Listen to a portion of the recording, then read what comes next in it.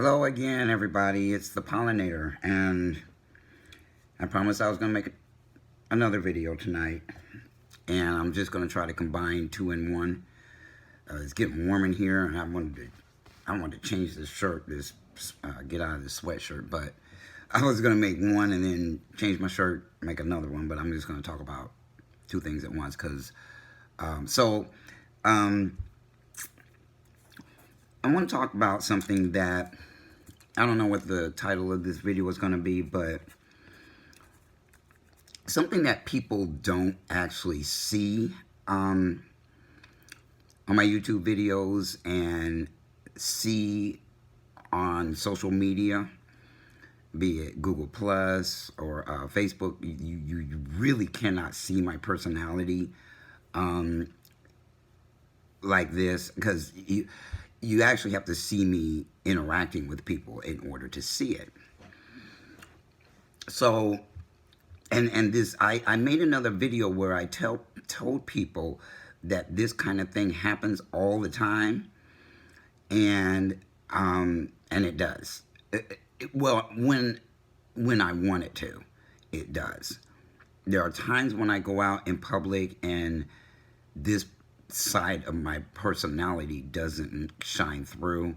It just really depends on what is going on in that restaurant or theater or meeting or wherever I'm going. It really depends on if I see other people in there or I talk to other people in there who have a light about them or who are lit up about me being there. So let me tell you what happened. I was at my favorite spot, which I jump around this area going to them, and then I go to different places in between because I do not cook, okay? And before anybody freaks out and says, what? You know, I have never been a kitchen person at all. I just never. I could tell some really funny stories about me trying to make things and would probably have you in stitches. But, okay, so I don't, and so I eat out, and I eat at places that are affordable for my budget. In other words, it costs me just as much whether I'm buying something to make or I'm eating out. I don't eat at fancy places unless I'm with somebody. But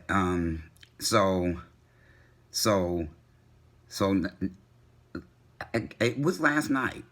It was last night, yesterday early morning, that I went out, and so that was Monday morning, or maybe it was Sunday. No, okay, it was Monday morning, and I had been to another location Friday with a group of employees that I have a blast with. I have a lot of fun with them. I mean, I'm just a crack up and I'm outrageous and I say just about anything to make people laugh and give them joy. So Friday I was with, there's 3 employees there that have been seeing me for the last 4 years, I think, 4 or 5 years, something like that. And I just have a lot of fun with them, even though they are, occasionally they still misgender me because they knew me from before. And one of the servers they all wondered whether or not I had bottom surgery because of my Packers. So that was Friday, and I actually got another couple of servers that were in there that night. I got them all fired up and laughing about stuff. And so I went to a different one up the street, on the same street as the one that I went to Friday. I went to on Monday morning. And when I got out of the car, I looked inside and I saw that the 2 of the employees that were at the other one were at this one. You know, it's kind of strange how that works out at that restaurant. But they move them around, and if they want extra hours or whatever, they'll send them to a different restaurant. but two of them were in there, and one of them that was is a cook at the other one, and the other one a server, a guy and a lady, a woman and a man. And so I got out of the car and I was looking through the window, kind of crouched down, trying to alert their attention, and they didn't see me, so I walked to the front of the restaurant near the door, and suddenly I heard the lady scream, right? And she and the guy came running out of the restaurant, and all excited, that I was there. And the lady said, she's got a magnet, and I'm just zeroing in on her magnet, and I said, no, y'all are following me around. And she's like, no, you're following us around. And I said, well, you guys, this isn't your restaurant. What the heck are y'all doing here? And so, so I gave her a hug, and I gave him a pat, and we went inside, and I sat down, and I was being my usual outrageous self, saying outrageous things and laughing, and it just this happens everywhere I go. And so, and as I was talking, which I don't have an inside voice. I don't have, I don't, there's no conspiracy with me. There's no telling secrets, that you gotta whisper, or you gotta talk really low, or whatever. That's not how I am when I'm out in public by myself. I'm just out there, fully self-expressed. And I learned that when I was training as a public speaker for Landmark Education Corporation, because there were several, we had weekends that, there was 150 to 300 people there on those weekends, and we had to do things that brought out being fully self-expressed. In other words, I don't embarrass easily, and look out if you're hanging out with me and I'm in one of those moods or zones or spaces or whatever, because you're going to be brought along for the ride, and probably be,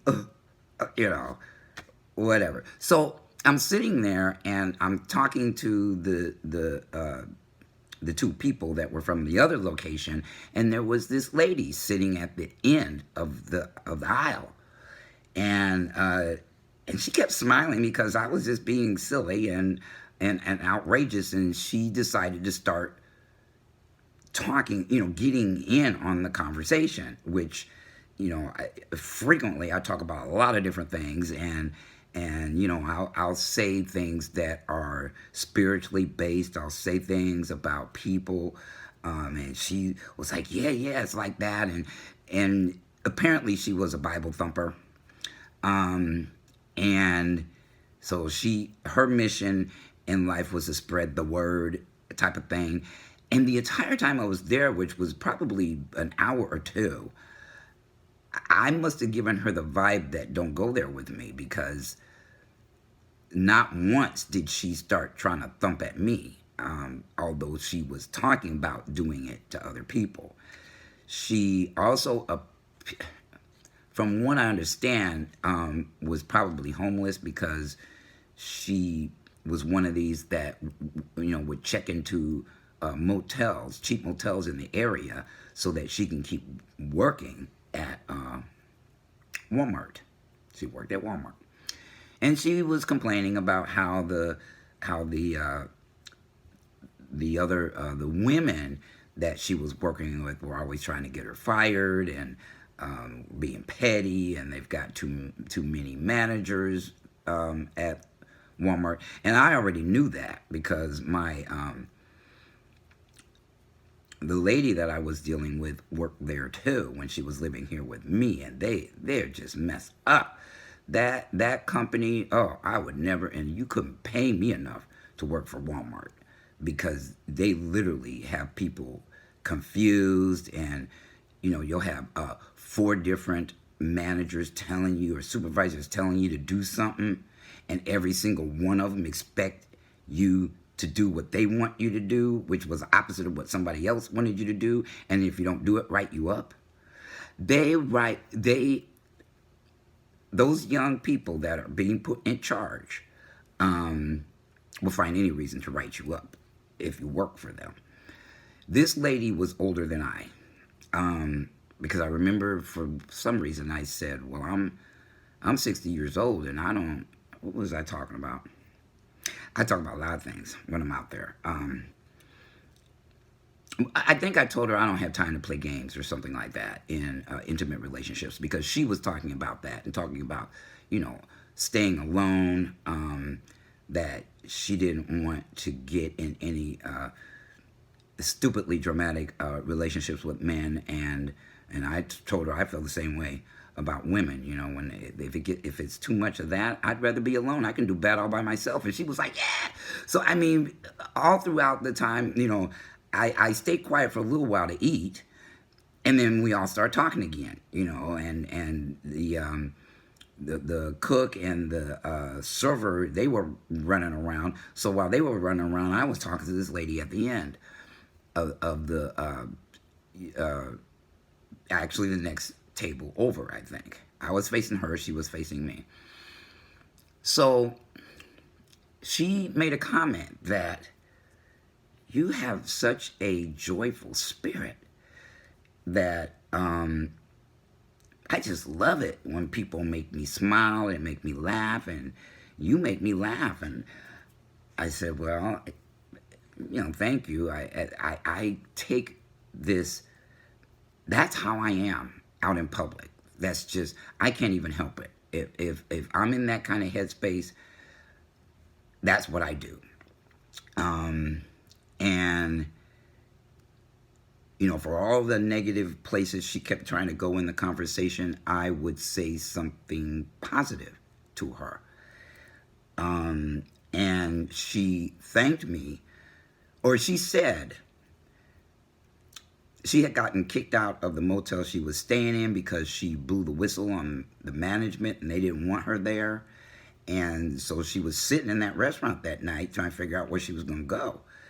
And she said, that was no mistake. I was supposed to see you here. And apparently she'd been going there a long time, and I'd never run into her before.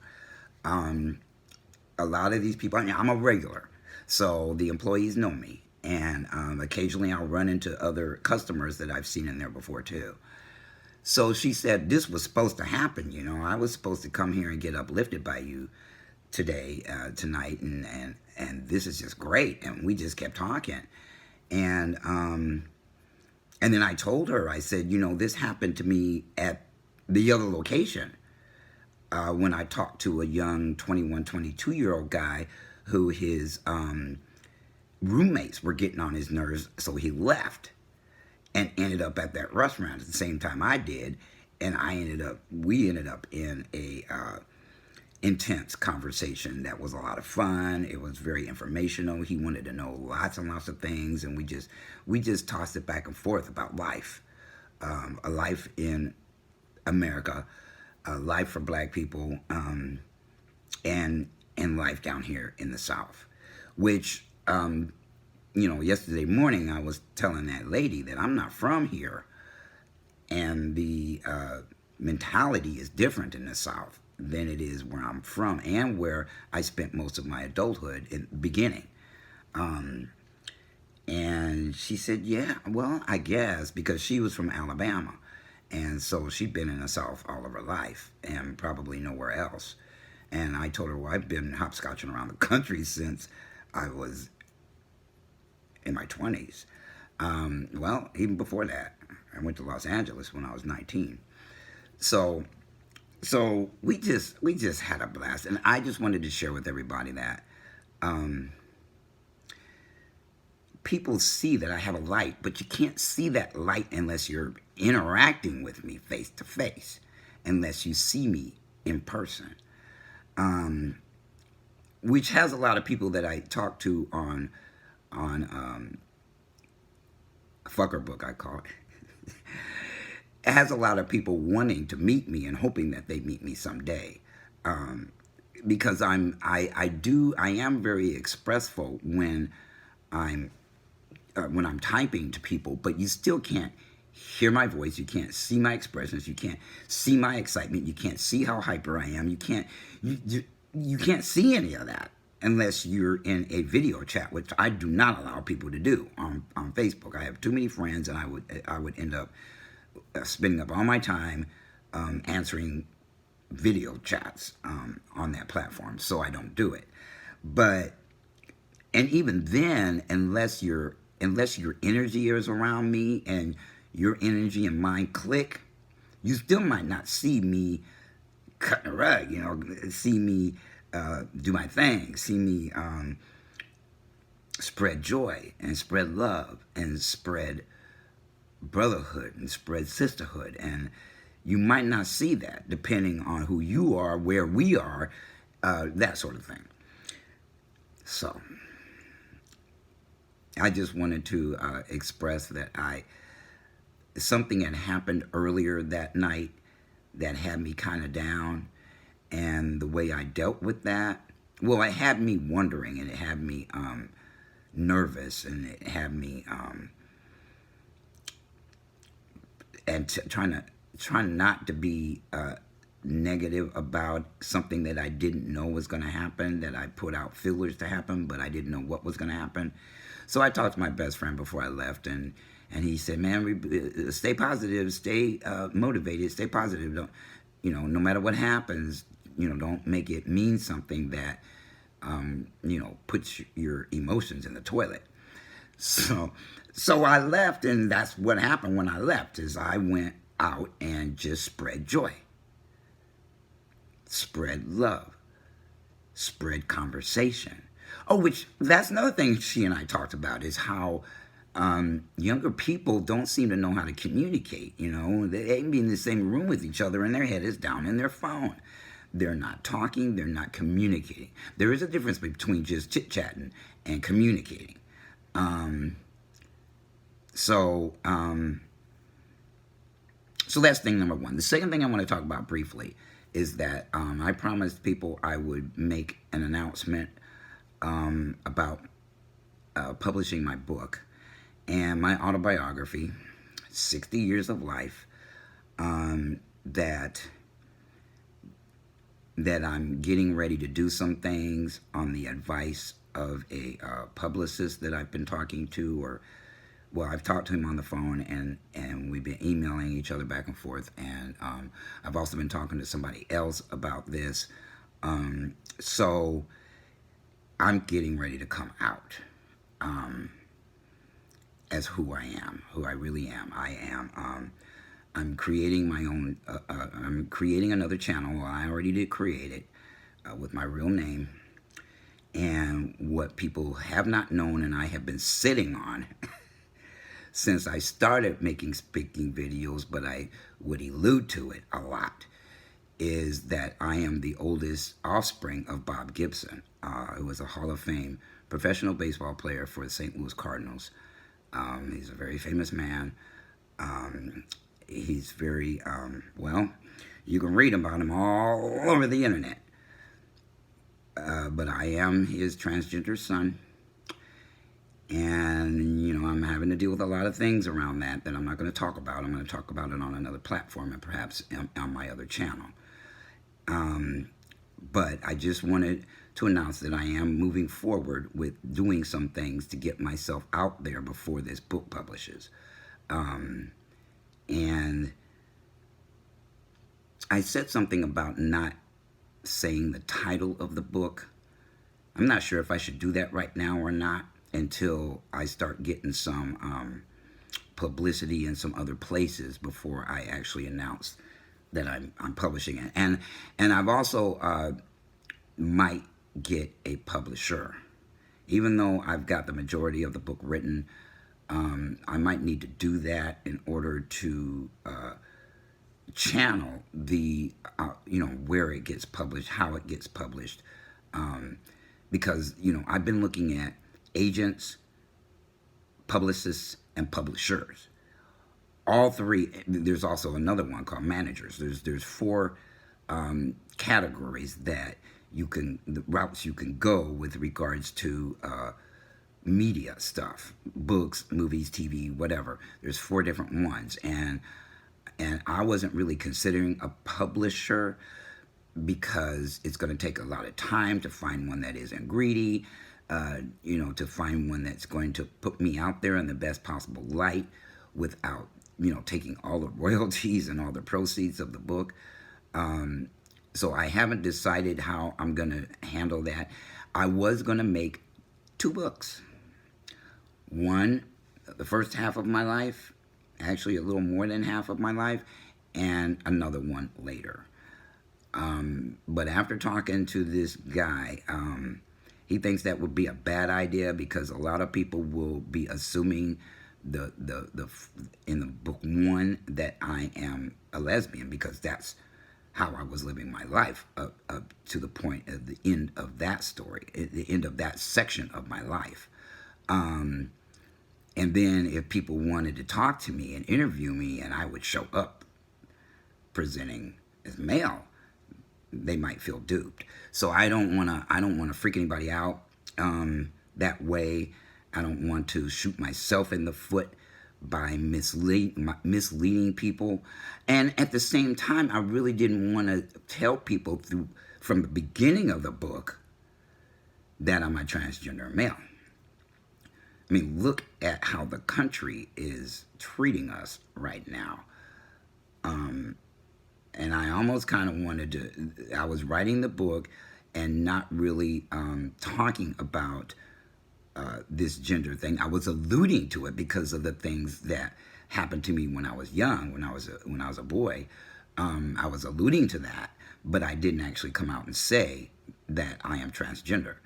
I was going to wait until that actually happened in the book to spring that on everybody. So I don't know.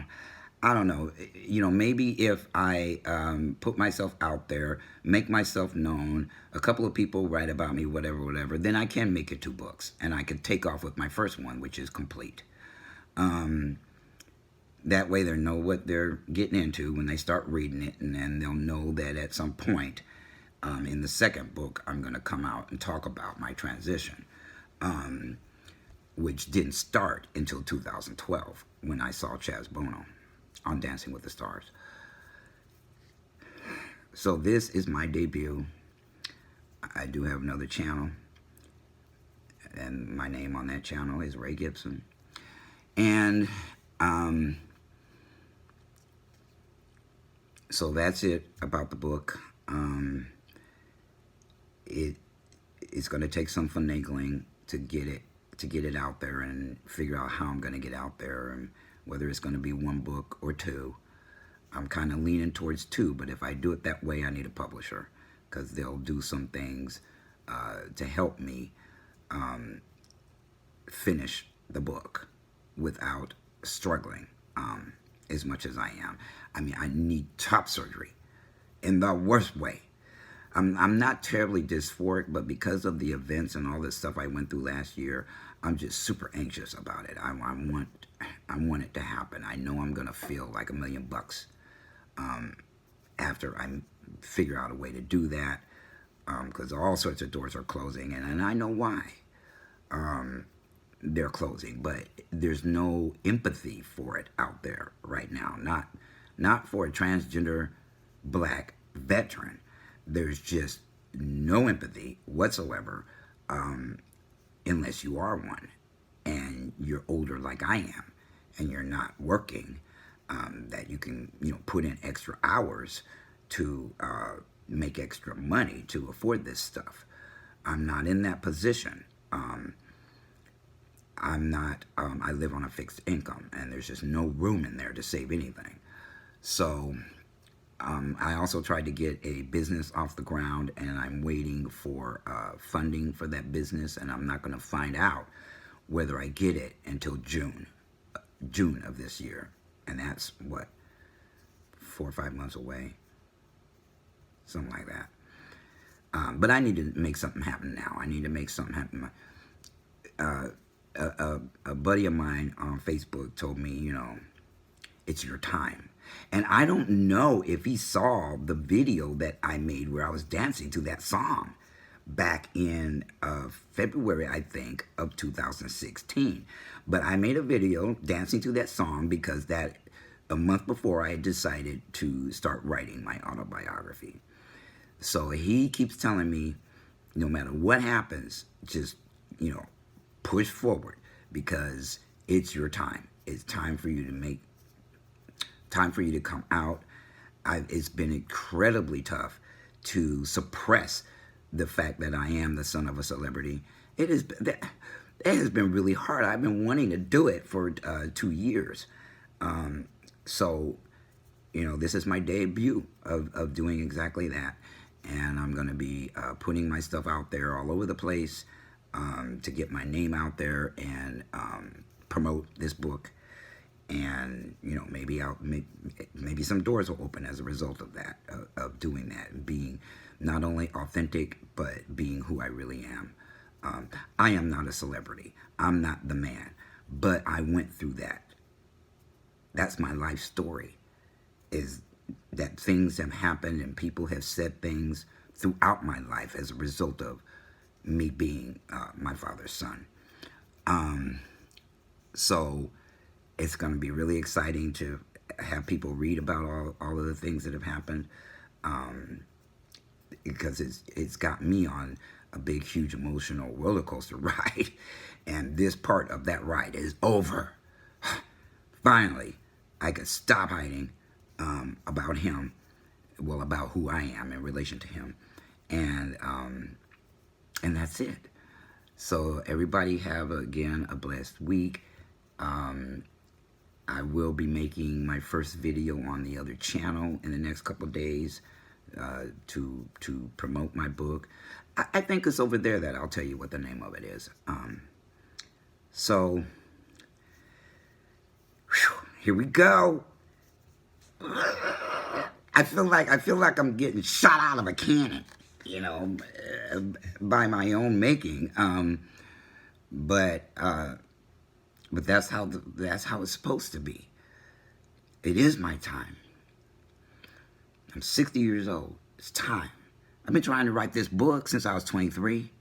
23 years old I've been writing this book. And then it got stolen when my computer got stolen in 2001 or 2001 or 2002. My computer got stolen, the one that I had, and my book was on it, and I lost everything. So I've had to start from scratch, and I've had to recreate everything that at an older age where I don't have as many details in my head about what happened in my past as I did when I was 23 and was writing it up until the point that the book got stolen from that computer. So, hey, everybody have a good one. Pollinator Ray Gibson out.